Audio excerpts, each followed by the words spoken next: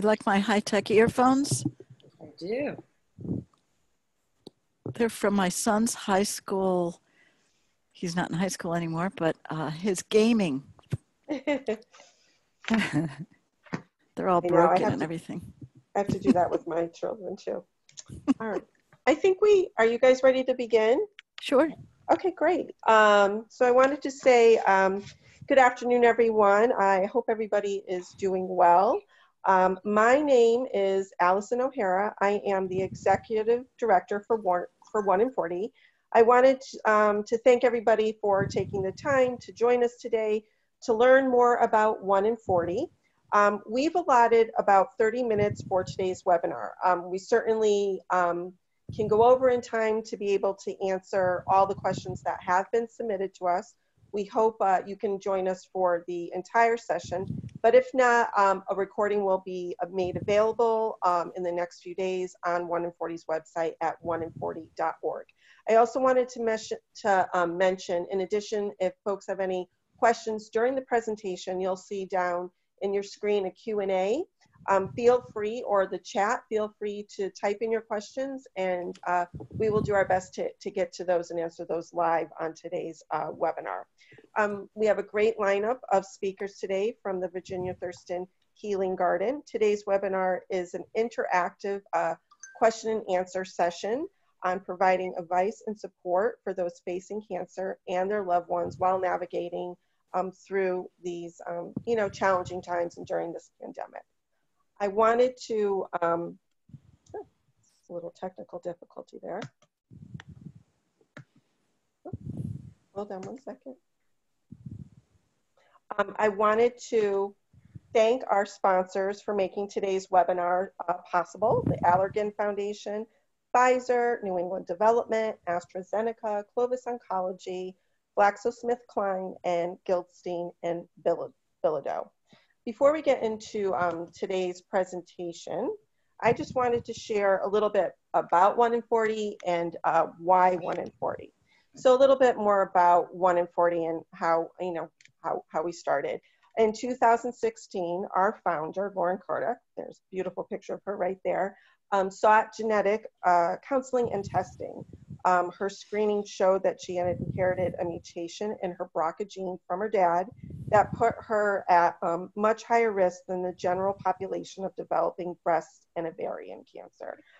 Lauren was advised to have risk-reducing surgery, but unfortunately, it was too late. Lauren already had stage 4 ovarian cancer. Given Lauren's family history of breast cancer and her Ashkenazi Jewish heritage, she should have been referred to a genetic counselor and screened for the BRCA gene mutations many years ago. In fact, many Jews of Eastern and Central European descent are not aware that they have the 1 in 40 chance of having a BRCA gene that puts a mutation in their BRCA gene, that puts them at much higher risk than the general population of developing breast, whether that's female or male, ovarian, prostate, and other hereditary cancers. 1 in 40, we are dedicated to stopping these BRCA-related cancers in their tracks. We are a non-profit organization that helps to raise awareness of the 1 in 40 risk to Ashkenazi Jews of inheriting a BRCA gene mutation, and we provide support to individuals and their families that they need to effectively manage their cancer risk. I would now like to introduce our guest speakers, Cathy Ricketson, a licensed clinical social worker from the Virginia Thurston Healing Garden, and Marcia Lewin-Berlin, another licensed clinical social worker, along with many other accolades from the Virginia Thurston Healing Garden. Cathy is a licensed certified social worker. She is a graduate of the Columbia School of Social Work. Early in her career, while serving as an executive director for youth crisis intervention programs in both New York and Boston, she learned the devastating toll of early loss. With that in mind, Cathy created a community bereavement support program that served several towns for more than 15 years. She then enjoyed a career in hospice care and early Alzheimer's program. Cathy currently is the facilitator of the Healing Gardens Caregiver Support Group. Marcia is a psychotherapist specializing in loss, bereavement, and life-altering issues for individuals and their families. She is a home-based hospice social worker with advanced certification in hospice and palliative care. And for over 25 years, she has run a home-based private practice and has been a group facilitator with training in dream work, mindfulness, EMDR, Reiki, and family systems work. Please join me in welcoming Cathy and Marcia. I'm now going to stop share and allow both of you to talk. Go ahead. Hi, everybody. I'm Marcia. The first thing we wanted to say is that we are affiliated with the Virginia Thurston Healing Garden, which is located in Harvard, Mass. Even though it is a beautiful, magical space, we are doing a lot of our programs online. And so no matter where you are, whether you are in Massachusetts or California or anywhere, you can access these supports. So a lot of the questions that we were sent asks about support. So in the through the Healing Garden, you can get counseling support groups for post-treatment, for the caregiver group that Cathy runs. There's a couples group, there is several metastatic groups, there is an in-treatment group, and a young person's group as well. There's nutritional education, meditation, exercise, and all sorts of services that you can, all of you can access online now that COVID has taken over. So, Cathy? So I'm Cathy Ricketson, and I'm delighted to be with you today with my colleague Marcia. We have worked together over the last 5 years through the Healing Garden, and in my capacity, I'm the facilitator of the Caregiver Support Group. As many of you know, caregiving is often a 24/7 proposition. It's not something we receive training for. We can get ourselves thrust into the role of caregiver at a time of crisis in our families' lives. And suddenly we're left to navigate that terrain largely by ourselves. And so the Virginia Thurston Healing Garden makes a tremendous effort to support caregivers and to give them all that they need and to give them the resources that they need to cope with the situation that they find themselves in. So I'm delighted to be with you today, and I want to speak very much to the caregivers who are with us today. We've thought about many of your questions, and when you get a diagnosis of a serious illness, possibly terminal, a grief begins with that diagnosis. And that grief encompasses many things. The loss of the way life is being lived at the moment. So there's a before and an after to that diagnosis.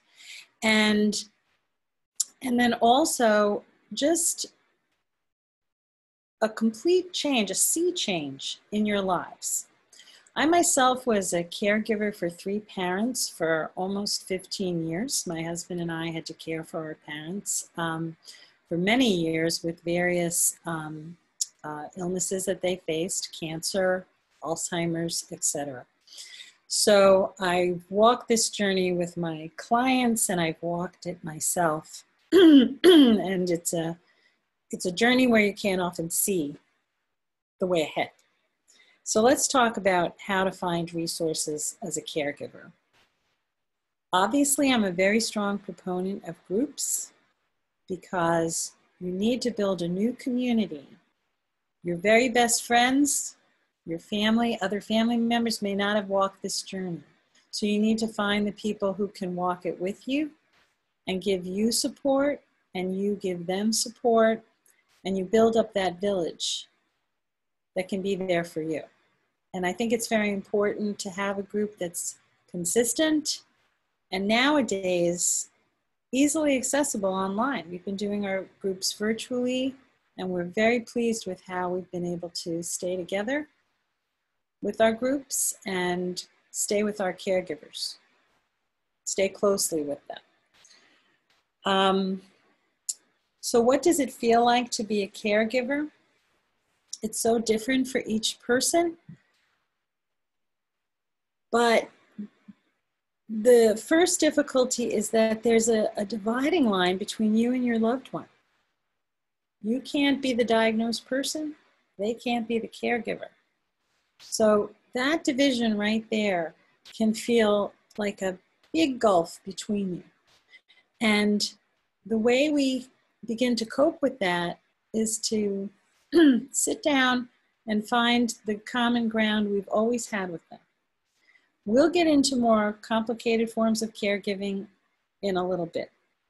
But for those who readily step into the role of caregiver because you're either a spouse or an adult child, let's just assume that's what you want to do, that's where you want to be, and you're facing many challenges to do it.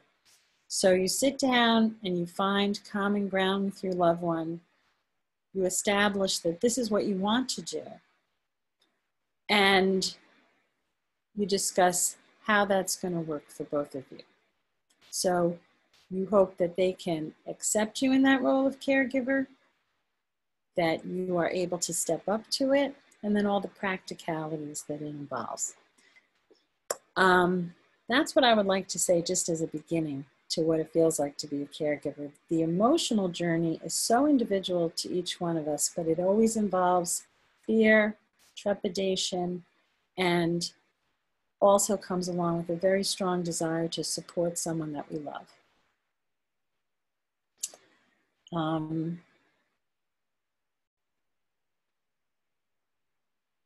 And I want to reiterate, it's not a journey to be walked alone. It's a journey to be walked with others who can give us support and be there for us. We have to build up our own village as caregivers and make sure that we have the support that we need to keep going. And I'll turn the next question over to Marcia. Ladies, I'm just going to interrupt for one moment. I'm just going to put up the slide really quickly for our attendees, just so everybody can see the questions really quickly, and then Marcia, you can address the questions. I'm just going to share that really quick, okay? Sure. So everybody can kind of see where we're at. Thank you.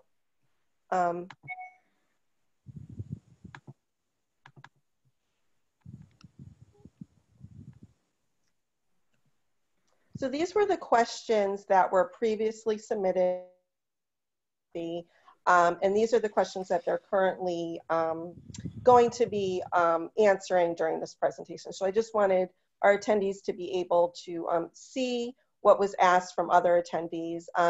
As Cathy had said, she will be covering a lot about the caregiving portion. We also had some questions from folks that are recently diagnosed with cancer. What should they do?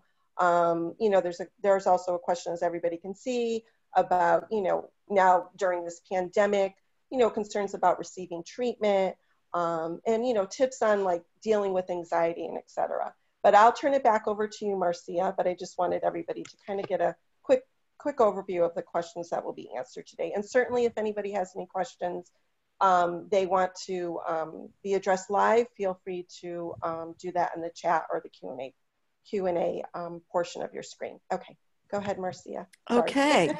Hi again. Hi. The first thing I want to do is in referring to the questions, there's a whole set of questions about where do I get support? How do I get tips for meditation, nutrition? How do I live well in treatment? Are there support groups? And other kinds, and looking for a counselor. Allison has a list of websites to look at that she will show later. And in one of the answers to those questions, really all of those kinds of supports, is to go to the Healing Garden and Because the Healing Garden both has resources, classes in meditation, classes in nutrition, they also have individuals that you can go to that they can refer you to, counselors, support groups. If you want an individualized nutrition assessment, all of those things as well. So I encourage you to start there and use the other resources that Allison has available. So for my time, what I'd like to do is focus on there are a lot of sections of these questions. One of them is, how am I a friend? How can I be a friend to someone with cancer? I'm going to start there because one of the things that this webinar is addressing, both directly and indirectly, is that COVID has changed everything. And if you have a friend who has had cancer for a number of years, there's a set of things maybe you've been doing. Some of those things you can't do anymore. You're not going to go into their house and do their laundry, for instance. And so there's a shift that's happening now. What can you do? How can you be a friend now? And I'm going to suggest two very specific things. Now, one is to ask someone, what do you need right now? The problem with that question is the person who has cancer, the family who is dealing with cancer, is so overwhelmed that they just want to throw up their hands and say, just stop this, do everything. And they may not be able to answer that question. So think about the things either you have been doing, because this is someone who's had cancer before COVID, or think about anything you can do that is outside. It could be take all their comforters and blankets and get them professionally cleaned. You don't have to go in. You can do lawn work. They may, and that person, that family may have rules.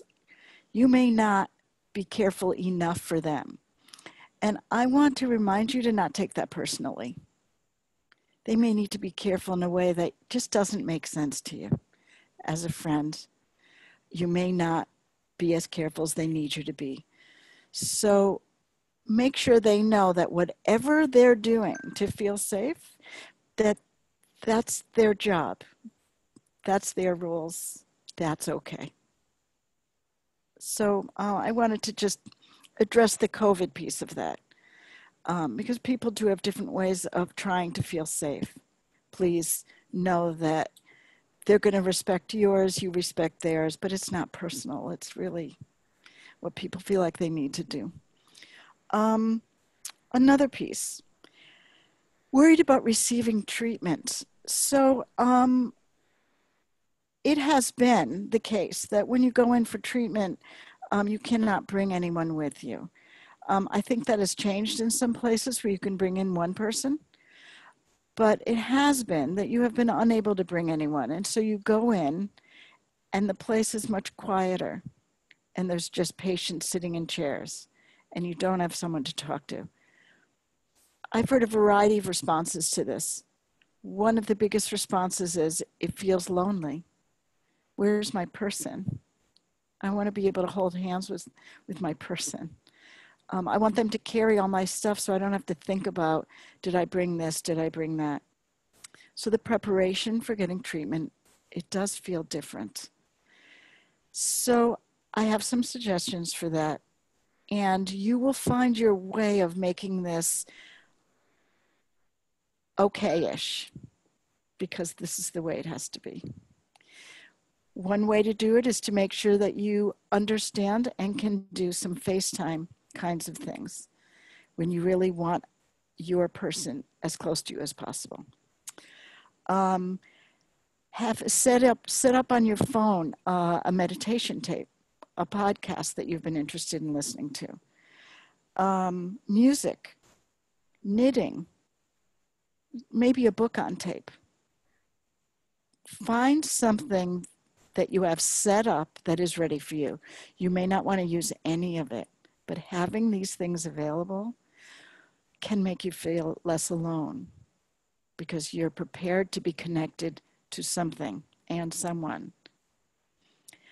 I also had a patient say to me, wow, I went into the whole, and I think it was MGH, it was so quiet. And actually it was so peaceful. I didn't have to take care of anyone. I just read my book. I had all my fun, silly magazines. And she just felt like, well, I can make this a peaceful place. And if that's possible for you, awesome. I suggest that you work on thinking what makes you feel as comfortable emotionally as possible. Okay, let's see what time it is. Okay.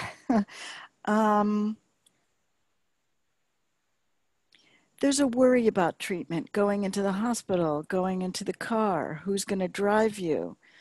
All of those things are individual choices that you need to think about. Who do you want to be with you in the car? Really think about it. Do you want somebody that you can sit in the back and take a nap and not have to talk to? Do you want somebody that you know knows the way and you don't have to help navigate? Whatever it is, think about who you need, what makes you feel the safest and the most comfortable. I can tell you that the hospitals are kind of going full tilt on the cleaning and the keeping people as safe as possible. And that's all you can hope for, to trust that they are really making this as safe a place as possible for you to be for your treatment. So we've talked a little bit about friends, about how to support people, and a little bit about how to support yourself. What do you need to feel comforted and comfortable and safe at the hospital? Okay, Cathy, you want to do another question? Yes, and Marcia brought up a very important point for caregivers right now.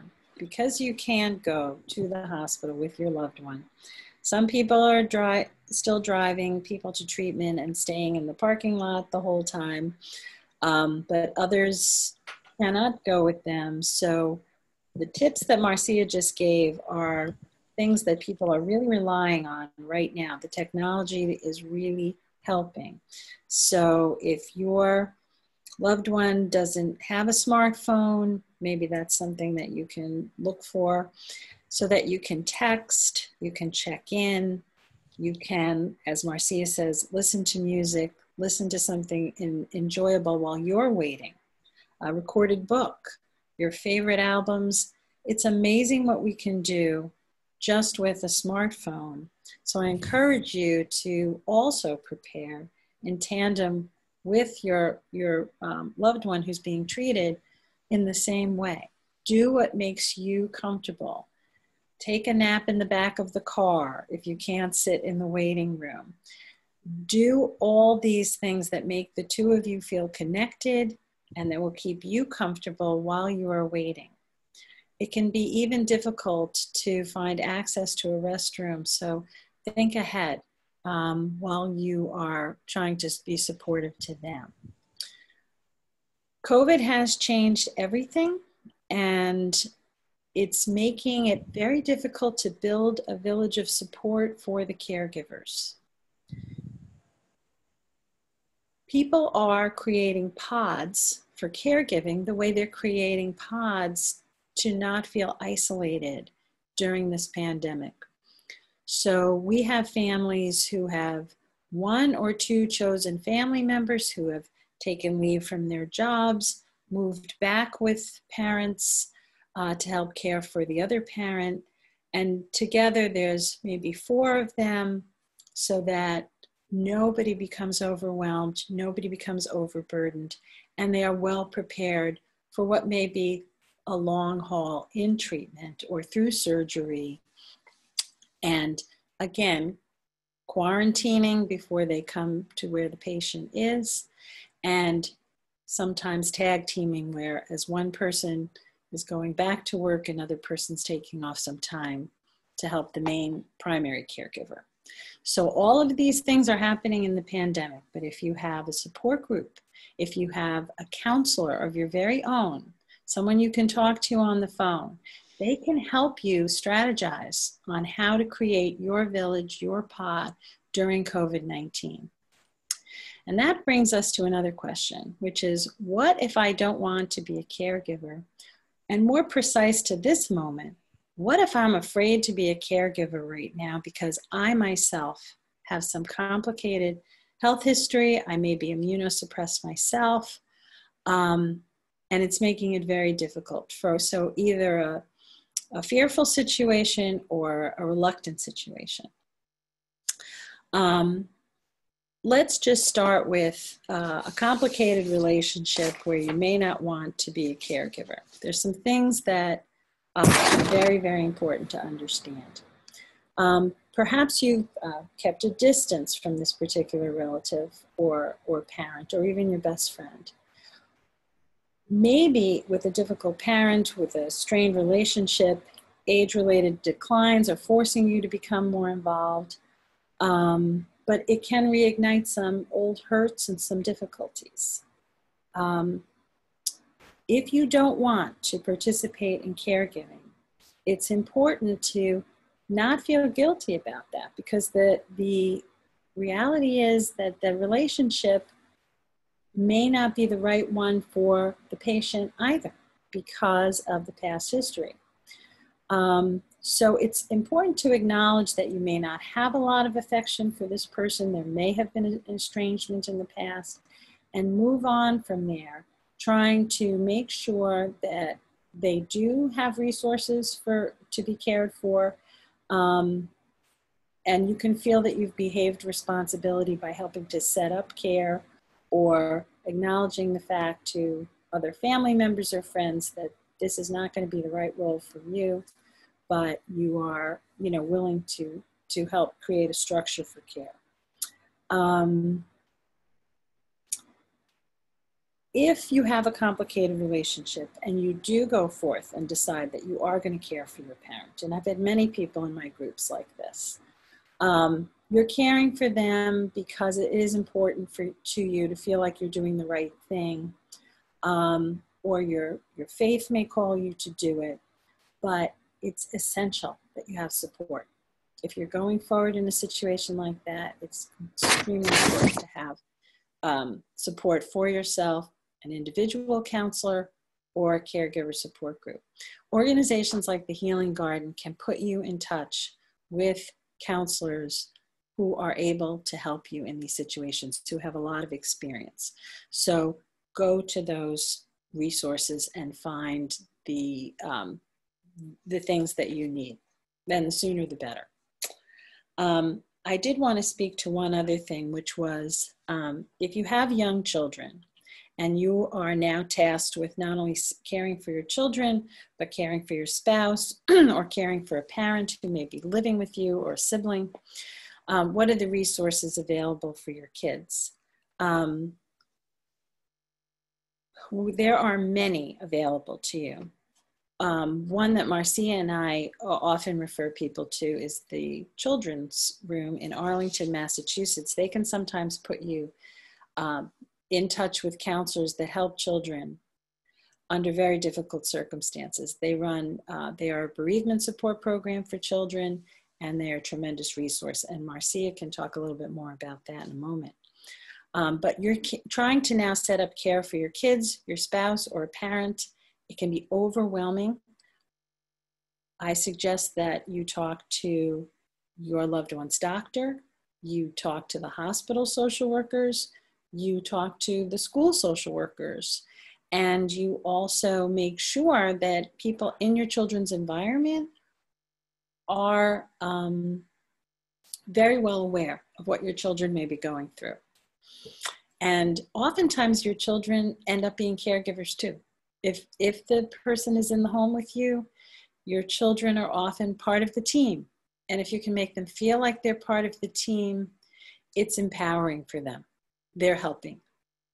And I think in that way, we get them to talk about their feelings and feel that they can do some good and what their fears are. So these are the important things for the family unit. You are a team, but it's good to have a partner for the children. If you have a friend with children of the same age or a sibling who can take in your children fairly often, again, part of your pod during this pandemic, giving them a break, giving them sleepovers, giving them ways that they can go off duty, then that's also very important too.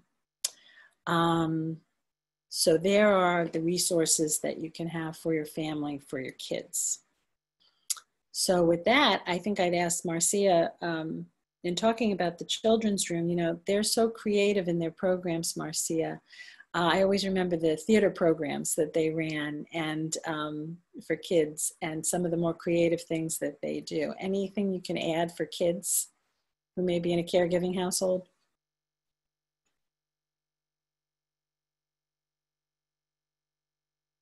You're still muted. There you go. Okay, there are a couple things. Before I talk more about children in the household, I want to answer this question that just came in about giving medical updates all the time. And so one of the things, there are several ways to do this. There are a lot of people in your lives that want to know the details. You don't want to be answering texts all the time or individual emailing people. So you can do a variety of things. One is have one person, yes, one person responsible for the communication in general. You can have one person making sure that they are responding to emails, but you can also have a group email that you create that is an email that that one person is giving updates to. And that way you're not answering, or that person isn't answering emails constantly. But what about this? What about that? Another way to do that is through, there are caregiving websites, and one of them is called Helping Hands. And in those websites, there are people, there are ways for people to ask, can I help with this? Can I help with that? There are calendars where people can sign in. I will bring food on this day, that kind of thing. I think these websites are awesome. Helping Hands is the one I know the best, but you can look up to see, I can't remember the other one do you remember the name? Are you referring to lots of Helping Hands? Yeah, lots of Helping Hands and Caring Bridges. Caring Bridge. The Caring Bridge is extremely wonderful. So those websites help organize both how people communicate with you and how you communicate with them. In my experience, it's useful to have somebody who is responsible for responding, updating, and providing information through the website. So I highly recommend using those. Let me talk a little bit about households with kids. The reason we mentioned the children's room, and I worked there years ago, it is, if you look it up, an organization that provides support for bereavement support for children and teenagers. That's its title. But those of us who have worked there over the years are also on the list of support people. So they have counselors and therapists that are associated with them. And so if you're looking for that support specifically for as a parent, grandparent, or when children are involved in that, then that's the kind of support you can get from the children's room. The other thing about children and COVID and school and the pile up of caregiving that Cathy was talking about, some of these decisions come down to a sense of safety. And that's not just physical safety, but it's emotional safety, right? So you start feeling like you're at home with young kids and you're supposed to be managing their online learning, and they don't have their friends there. They don't have the outdoor activities. They don't have, and they depend on you for way more. whether you're a caregiver or whether you're a family member or the patient. And it's quite overwhelming. This is the place where you need to think about who can be assistant caregivers to your kids, who can be someone who maybe helps with a online math class or anything that they have to do that you are now suddenly, due to COVID, responsible for. And then again, you're in the realm of safety, but that person isn't safe enough, or they never wear a mask, or they go to the grocery store all the time. You have to sit down with people, including your family alone. What makes you feel safe? What do you need to feel like your home is safe? And what do you need in your home to feel like your children are getting what they need? So having young kids at home right now, it's a big stressor. And adding all the layers of the self-care and caregiving and what children need, it's really hard. If there are people who can be support to you and support to these kids, sit down with them, tell them what you wish for in terms of what they can do to be safe enough for you. Sit down with them. This is what you need. And if they cannot do it, then maybe you need to ask someone else. There are people who really want to be part of your pod, part of your helpers. Ask them. Be as clear as possible as to what you need and what your kids need to feel safe emotionally, to get the support you need emotionally, to feel connected, and to make sure that you get some rest. There's not a lot of room for that when there's kids at home. So we're running up to 20 of. So Cathy, did you want to say more? Or yeah, I definitely want to support what Marcia is saying. If you have children in the household and you are, you sit down with those children, as you know, they're going to have questions that go to their fears. And if you can say, ask me anything, and as the caregiver, and they immediately say, well, did the virus cause the cancer? Or any of the things that they may be thinking of, or, does cancer come home with people like a virus or anything like that? So you can talk about their fears, you can get that all out on the table. And as Marcia says, reiterate, here at home, we're in a safe pod together. That's, the virus is different from the cancer. At home, we're safe.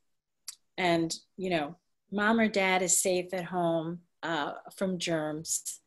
And they hear a lot of things. They're always smarter than we think. They've heard more than we know they've heard.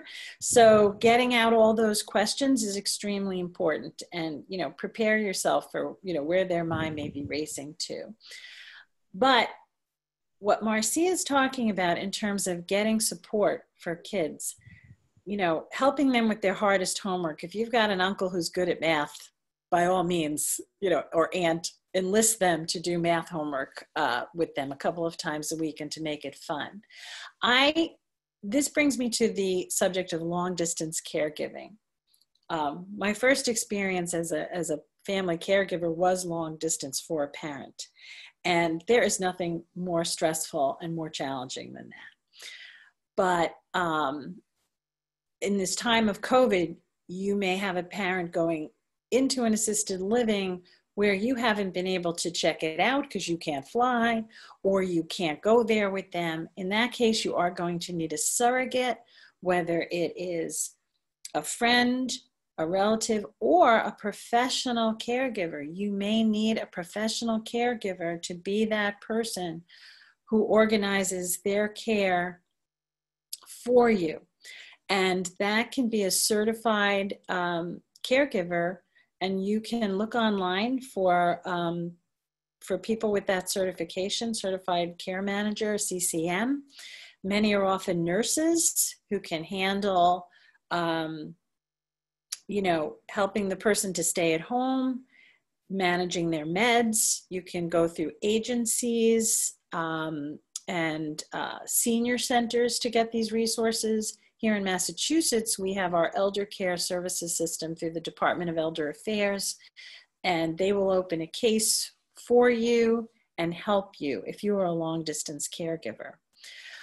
And if you have kids who are in the situation where a sick grandparent is far away, and again, it's putting stress on them, it's still good to get extra support for the kids. I like the idea of a sort of godparent for your kids. And because our kids are so much more adept at being online the way we are right now, a special godparent or best friend for each child is a wonderful thing. They're you know, Aunt Sue is going to be the special godparent for the youngest child. And she's going to be the one who's going to check up on that child, play games with them online, you know, do all kinds of things, talk to them. And as they build up fun together and trust, they can also be people who can answer the scary questions they may not want to ask the other parent. And you can prepare those caregivers for those questions. They can be discussed with the caregivers. Is mom or dad going to die? How do we handle questions like that? Your personal counselor can help you with that. Your caregiver support group can help you with that. And a professional caregiver can help you as well. So if you're a long distance caregiver, you are in the most challenging times ever right now. But those resources are there. Talk to friends who can help you, professional care managers who can help you maybe find an appropriate residence for a parent who may be ill if you can't be on site with them. A nursing home that you're comfortable with. All of these things long distance, when you can't get there, is really challenging and you're going to need a lot of support. And I would say, if you're a long distance caregiver or a home-based caregiver, the essential message I want to leave you with today is to care for yourself. And you do hear this a lot, and you know you should do it. But we know, Marcia, we put ourselves last. So you have to set that little 10, 15 minutes or half an hour, wake up earlier, give yourself a little quiet before everybody else wakes up. Do that yoga class. If you have to, do it online for a little, accountability. And take a bath, breathe deeply, use that, give yourself, built into your day, a moment. If you are working, educating children at home and caregiving and dealing with cancer, you must take care of yourself because you are the essential piece. So you need emotional care and you need physical care. Have I left anything out, Marcia? Probably. We only have 45 minutes to talk about some of the most important things that anybody's having to deal with. I would just add that the COVID environment is stressful for everyone. And if you're feeling stressed and tired and overwhelmed, that's true. It really is. It's like that for everyone to a certain extent. And for all of you involved in caregiving and treatment and just know that this is hard. Keep breathing. Access every support that you can find. It's really important. So I would end with that. I agree. Thank you, Marcia and Cathy. What, just great information, and thank you for, getting to everybody's questions. I know that we could probably spend another hour just with even more questions, and it might be a nice follow-up to do another webinar in the future. I wanted to just, once again, to, thank Marcia and Cathy for graciously donating their time today. You know, on behalf of Oneinforty, it's folks like you that really help to continue our mission and help to save lives of those facing cancer. So thank you so much. I wanted just to highlight really quickly some of the additional resources that are available. Obviously, Oneinforty, you can you can look at our website for upcoming programs, additional information on BRCA gene mutations and other resources that we have available. I also found, related to COVID-19, the Centers for Disease Control has a lot of valuable information, as well as the WHO. If you are, looking to, if you have a family member that's been recently diagnosed with hereditary cancer, if you yourself are interested in getting tested or screened, I encourage you to reach out to your primary care physician. There's a great website to connect you with genetic counselors as well. It's called aboutgeneticcounselors.com. I believe Cathy or Marcia, I'm sorry, I forgot which one, but Address the Children's Room. Their website's listed there. There's also ASCO, which is a great website for patient information. Obviously, there's the Virginia Thurston Healing Garden, American Cancer Society, National Society of Genetic Counselors. Feel free to, like I mentioned, this webinar will be posted on Oneinforty's website. You'll be able to see this, the recording, as well as there will be a transcript. I just wanted to also thank our sponsors once again for making today's webinar and our programming possible, and for the support they give to Oneinforty. We will be hosting more webinars. As folks might know, it's National Cancer Awareness Month for prostate cancer and ovarian cancer, and also at the end of September into the beginning of October, it's National Hereditary Cancer Awareness Week. So please check back on Oneinforty's website for upcoming programs, events, and information related to that. Just once again, on behalf of Oneinforty, just want to say thank you to Marcia and Cathy, and to our sponsors, and to our board of directors and ambassadors for really all of the support they have given Oneinforty during these challenging times. We couldn't do it without you all. So thank you once again. And like I said, if anybody has any follow-up questions, please feel free to reach out to myself. I'd be happy to get those questions off to our presenters today as well. So thank you, ladies. We really appreciate it. And have a great day. So thank you, everybody. You're welcome. Bye. Thank you. Bye-bye. Thank you.